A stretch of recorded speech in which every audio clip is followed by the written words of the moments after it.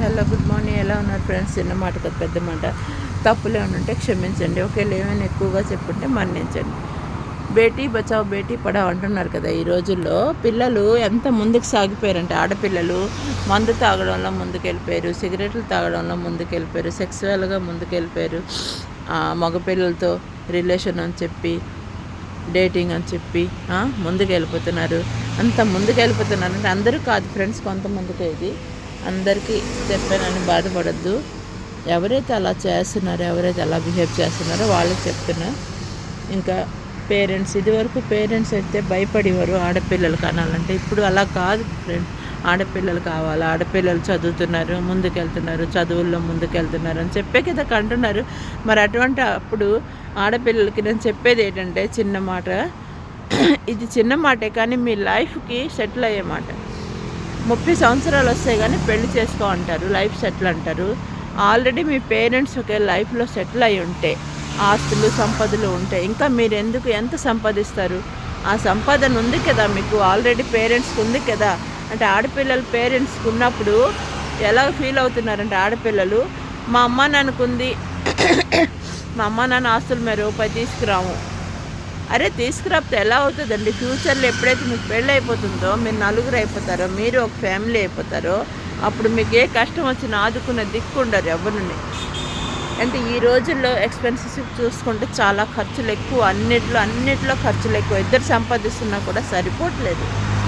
So అందుకే మేము కూడా మా టైంలో కూడా మేము చదువుకొని వచ్చాము, అన్ఎడ్యుకేటెడ్ కాదు. మేము అంతా చదువుకొని వచ్చి కూడా చాలామంది ఉద్యోగాలు చేయలేదు. అలా ఇంట్లో ఉండి ఈరోజు వరకు సంసారం అనే బండి నడుపుకుంటూ ఉన్నాం. మెయిన్ ఒక మాట, మొన్న ఏపీజే అబ్దుల్ కలాం ఒక మాట చెప్పారు. ఏంటి మొన్నంటే అతనికి ఒక క్వైటర్ చెప్పారు. ఏంటి, డిగ్రీలో నువ్వు టాపర్ కాకపోవచ్చు కానీ సంసారంలో, లైఫ్లో, జీవితంలో మాత్రం టాపర్ అయ్యి ఉండాలి. అంటే మన జీవితం ఎలా నడపాలనేది మనకి ఒక అర్థం అయి ఉండాలి. అన్నిటికంటే ఏంటంటే ముఖ్యంగా ఏ ఆడపిల్లల తల్లిదండ్రులకైతే ఆస్తులు సంపదలు ఉన్నాయో, దయచేసి అమ్మ నాన్న ఆస్తులు ఇస్తామంటే వద్దనొద్దు, తీసుకురాము, వద్దు, మా అమ్మ నాన్న ఆస్తులు మేము తేము, మేము ఇవ్వము, రూపాయి ఇవ్వము, మేము కట్నం రూపంలో ఇవ్వకండి. సరే, మీ పేరున ఆస్తులు ఉంటే తీసుకురండి. ఎందుకంటే ఇక్కడ అబ్బాయే సంపాదించాలి. అమ్మాయి సంపాదిస్తుంది, నేను చదువుకుంటున్నాను, నేను ముందుకెళ్తున్నాను అన్న అమ్మాయి అబ్బాయే సంపాదనకి చూస్తున్నారు. అబ్బాయి సంపాదన చూస్తారు, ఆస్తులు చూస్తారు, అబ్బాయే జీవితాంతం పెంచి పోషించాలా. అందుకే అబ్బాయికి ఈరోజు కూడా బర్డెన్ తగ్గల. అందుకే దయచేసి ఆడపిల్లల పేరెంట్స్కి ఆస్తులు సంపదలు ఉంటే డబ్బు రూపంలో తీసుకురండి, ఆస్తి రూపంలో తీసుకెళ్ళండి. మీ లైఫ్ సెక్యూర్, మీ లైఫ్ లాంగ్ కాదు. మీకంటూ పిల్లలు పుట్టాక వాళ్ళకి ఎంత ఖర్చులు అవుతావో రేపు పొద్దున్న మీరు సంపాదించే డబ్బు కేవలం మేము సంపాదిస్తున్నాం అని ఈరోజు అనుకుంటారు. కానీ ఫ్యూచర్ వచ్చేసరికి, కొంత ఏజ్ వచ్చేసరికి ఇంకా మేము జాబ్ చేయలేమని చెప్పి ఆడపిల్లలు విడిచిపెట్టేస్తున్నారు. అప్పుడు బర్డెన్ అంతా భర్తకే పడిపోతుంది, ఆడదానికి మరి ఉండదు. ఆ టైంలో డబ్బు ఎక్కడి నుంచి రాదు, మీకు ఎవ్వరు ఇవ్వరు.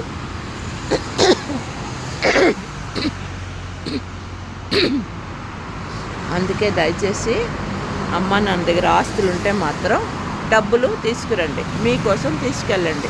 పెళ్లి చేసుకునేటప్పుడు మాకు ఆస్తులు ఉన్నాయి కదా, పర్వాలేదు, లేను, టెన్షన్ పడకు, మన ఇద్దరం కలిసి మా అమ్మ నాన్న ఆస్తులు ఉన్నావులేము, నువ్వు టెన్షన్ పడకు, నువ్వు భయపడకు, నువ్వు బాధపడకు, నేనున్నానని చెప్పి నిల్చోండి. అప్పుడు అబ్బాయి కూడా ధైర్యంగా ఉంటాడు. అబ్బాయి అంటే రేపు పొద్దున్న నీకు పెళ్లి చేసుకుంటే భర్త అవుతాడుగా, ఆ తర్వాత ఇద్దరు పిల్లలు తల్లిదండ్రులు కూడా అవుతారుగా. మీరు ఇది ఎందుకు చెప్తున్నా అంటే ఫ్యూచర్ కోసం ఆలోచించే చెప్తున్నా. కాస్త డబ్బు ఉందనుకోండి, ఆదుకున్నాడు. ఇప్పుడు లోన్ ఇచ్చే వాళ్ళు కూడా చూడండి, ఆస్తులు ఉంటేనే లోన్ ఇస్తున్నారు. ఆస్తులు అంటే మరి పెద్ద పెద్ద ఆస్తులు కాదు, కాస్త డౌన్ పేమెంట్ అని చెప్పి 5 లక్షలు 10 లక్షలు ఉంటేనే లోన్ ఇస్తారు. మరి అటువంటప్పుడు మీ ఇద్దరు సంపాదన డబ్బులు రేపు పొద్దున్న సరిపోవు. అప్పుడు మీకు ఎక్కడి నుంచి వస్తుంది? మీకంటూ ఫ్యూచర్ అయిపోద్ది. అప్పుడు మీరు, మీ భర్త, మీ పిల్లలు, అప్పుడు మీకు ఎవ్వరు ఇంకా ఆదుకునే వాళ్ళు ఎవ్వరు ఉండరు. ఈ బ్యాంకు వాళ్ళు కూడా ఇచ్చేవాళ్ళు, వాళ్ళకు కూడా ఒక షూరిటీ ఉండాలి కదా, అప్పుడే కదా వాళ్ళు కూడా ఇస్తారు. అందుకే నేను చెప్పేది బాగా శ్రద్ధగా వినండి. దయచేసి అబ్బాయి మాత్రమే సంపాదన కాదు, మీ సంపాదన కూడా ఉంటే తీసుకురండి. ఇంకెవరైతే ఆడపిల్లల పేరెంట్స్కి డబ్బు లేదో వాళ్ళకి విడిచిపెట్టండి. ఆడపిల్లలకి అంటే వద్దు తేవద్దు, ఇంకా మీరు సంపాదించే డబ్బులు వాళ్ళకి ఇవ్వండి సగం, నో ప్రాబ్లం. కానీ సంపాదన ఉంటే మాత్రం, ఆస్తులు ఉంటే మాత్రం అమ్మ నాన్న దగ్గర ఆస్తులు తెస్తే తప్పేం లేదు. ఎందుకు ఎంతసేపు కొడుకే మగపెళ్ళివాడికే ఉండాలా, మగపెళ్ళివారికి అన్నీ ఉండాలి ఆస్తులు సంపదలు. ఆడపెళ్ళివారికి ఉంటే తేకూడదా? రేపు పొద్దున్న కష్టాలు వచ్చేటప్పుడు ఇద్దరు కలిసేగా కష్టాలు పడతారు. అవునా కదా? ఈరోజు మీ పేరెంట్స్ ఎలాగ ఇద్దరు కలిసేగా కష్టాలు పడుతున్నారు. అందుకే దయచేసి తల్లిదండ్రులు ఉన్నప్పుడు మాత్రం తీసుకురండి. ఇంక బేటీ బచావ్ బేటీ పడావ్ అన్న మాటకి ముందుకు సాగకండి ఎక్కువ. అంతే, ఇంతటితో ఆపేయండి. Good morning.